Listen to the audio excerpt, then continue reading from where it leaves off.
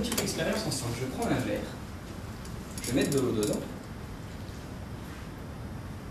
je vais attendre quelques secondes, je vais retourner le verre, il n'y a rien qui tombe.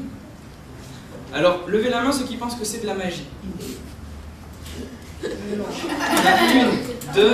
On a deux personnes qui pensent que c'est de la magie. Levez la main ceux qui pensent que c'est scientifique et que c'est pas du tout magique. Waouh. Maintenant, c'est bien de penser que c'est quelque chose de scientifique, il s'est passé quelque chose dans mon verre, mais qu'est-ce qui s'est passé dans mon verre? Qu'est-ce qu'il y a une idée de pourquoi mon eau, est-ce qu'elle a disparu? Ouais. Vas-y. Tu avais mis une glace et la glace a pris... Est-ce que c'est de la glace que j'avais mis dedans? Non. C'est quoi? Dans une émission, ça s'appelle Génial. C'était de l'atome. Du styromousse, c'est pas forcément besoin de savoir le nom, mais pensez à quelque chose qui absorbe l'eau. Regardez, mon eau elle a été absorbée, vous allez pouvoir le toucher parce que vous allez le faire dans quelques secondes. Oui? Mais moi, je dirais qu'il y avait genre un sorte de poudre qui est déjà à l'intérieur. Et quand vous mettez de l'eau, ça fait que le poudre et l'eau, quand ils se rencontrent, il devient plus collant. Il devient plus collant, il devient gélatineux, il devient dur. C'est ma poudre qui a absorbé l'eau. Maintenant, moi, ce que j'aime bien savoir, c'est que quand on fait de la chimie, c'est pas juste pour s'amuser, pour faire ça, c'est qu'on y trouve une utilité dans la vie de tous les jours. Tout ce qu'on va faire comme découverte, à la base, c'est pour que ça nous serve. À quoi ça pourrait? Dans quel cas que vous connaissez très bien, vous l'avez tous utilisé, peut-être que maintenant vous l'utilisez plus sûrement, mais j'espère pour vous, mais vous l'avez utilisé étant petit. Est-ce que je peux? Hein? Oui? Oui. Allez-y. Dans la fabrication des couches. Exactement, dans la fabrication des couches. Donc je pense pas que maintenant vous en mettez encore, mais on a porté ça quand on était bébé, des couches. Ah, on a une personne qui en porte encore, mais bon. Ah, c'est triste. Donc dans les couches, ben, je vais vous donner à chacun, à chaque groupe, vous allez avoir une couche et puis on va la découper. Et on va observer ce qu'il y a à l'intérieur. Ne vous inquiétez pas, elles sont toutes propres, elles sont toutes neuves.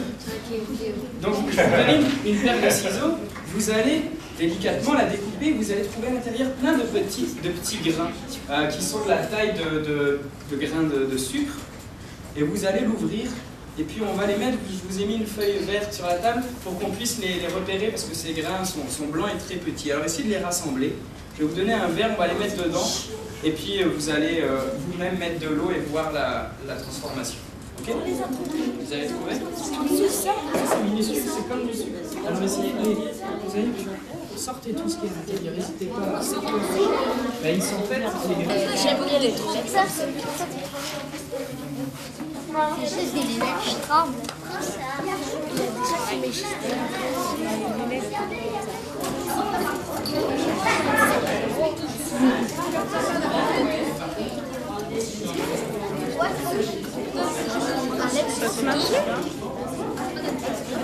On commence à toucher. Laissez-moi toucher aussi là. Ok, regardez par ici. Donc là, ils ont réussi à mettre tout ça d'eau. Je pense que vous avez tous réussi à mettre pas mal d'eau. Vous avez récupéré beaucoup de là, c'est resté blanc, c'est parce que peut-être que c'est le coton qui est resté. Il y avait un mélange de coton et puis de petits grains. Vous avez tous vu ce résultat-là? Ouais. Ok, on continue? Donc là, vous venez de faire une réaction chimique entre l'eau et les grains qu'il y avait à l'intérieur des couches que vous avez découpées. Mais ces grains, c'était quoi ces grains? Du sel.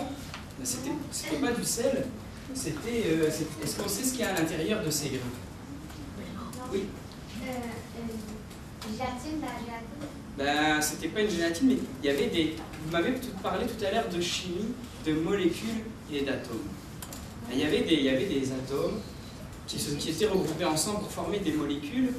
Et puis c'est ce qu'on va faire aujourd'hui. Moi je me demande, peut-être que vous l'avez déjà demandé, tout ce qui nous entoure, tout ce qu'il y a sur la Terre, tout ce qu'on touche, les tissus, notre peau, la table, ce que j'ai dans la main, c'est composé de molécules qui sont elles-mêmes composées d'atomes. Par exemple, ici, regardez, est-ce que vous savez quelle molécule ça représente ça? Quelqu'un d'autre que toi, c'est toujours toi qui répond. Est-ce qu'il y a quelqu'un d'autre qui peut avoir une idée? Si on n'a pas cette molécule, on meurt. Dans le corps? Ben, on en a dans le corps, oui, mais... Le sang? non. Ça, c'est du clémentine. Puis ici, il n'y a pas de vitamine C. Non, il y a quelque chose de plus important encore que la vitamine C de Vital. Oui, de l'eau, ça c'est la molécule. Le H2O. H2O. L'hydrogène et l'oxygène. Ah. Alors, ces molécules, est-ce qu'on peut les voir? Par exemple, ça, j'ai un morceau de polystyrène dans la main, de styromousse. Ok. Est-ce que ce styromousse, je pourrais voir les molécules de styromousse? Si je le casse, je vais à l'intérieur et je vais chercher à l'intérieur. Est-ce que je peux voir en quoi il est fait ce styromousse? Non. Mais comment je peux faire pour le savoir? Qu'est-ce qu'il y a comme molécule dedans? Oui. Avec le télescope. Pas un télescope, avec un microscope. Par exemple, avec un microscope très puissant. Ici, moi, il me faudrait des connaissances pour pouvoir définir les molécules et les atomes. Et là, c'est notre ami Richard qui va un peu vous parler de tout ça, parce qu'il y a des gens qui se sont intéressés à la matière et à ce qu'il y a à l'intérieur.